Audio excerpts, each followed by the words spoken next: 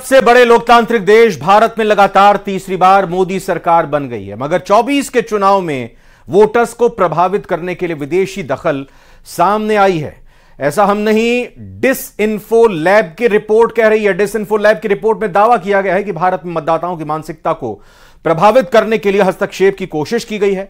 डिसइंफो lab ने साजिश के पीछे हेनरी लुइस फाउंडेशन और George Soros open society foundation का हाथ बताया है। डिसइंफो लैब की रिपोर्ट के मुताबिक लोकसभा चुनाव के दौरान अलग अलग तरह से वोटिंग को प्रभावित करने की कोशिशें की गई। इस साजिश में सिर्फ विदेशी मीडिया ही नहीं बल्कि भारत में मौजूद कुछ संस्थानों द्वारा चुनाव को डिस्टर्ब किया गया।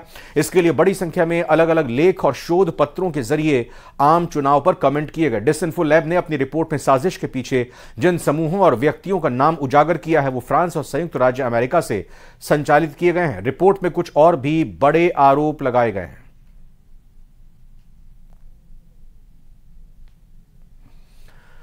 तो यह रिपोर्ट जो सामने आई है, दुनिया के सबसे बड़े लोकतांत्रिक देश यानी भारत में लगातार तीसरी बार मोदी सरकार जिस तरह से बनी है वो तो बन गई है, लेकिन इस बीच खुलासा हुआ है, बड़ा खुलासा हुआ है। 24 के चुनाव में वोटर्स को प्रभावित करने के लिए विदेशी दखल की गई है।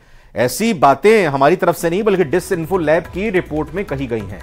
डिसइंफो लैब की रिपोर्ट में दावा किया गया है कि भारत में मतदाताओं की मानसिकता को प्रभावित करने के लिए हस्तक्षेप की कोशिश की गई है। डिसइंफो लैब ने साजिश के पीछे हेनरी लुइस फाउंडेशन और George Soros open society foundation का हाथ बताया है। डिसइंफो लैब की रिपोर्ट के मुताबिक लोकसभा चुनाव के दौरान अलग अलग तरह से वोटिंग को प्रभावित करने की कोशिशें की गई।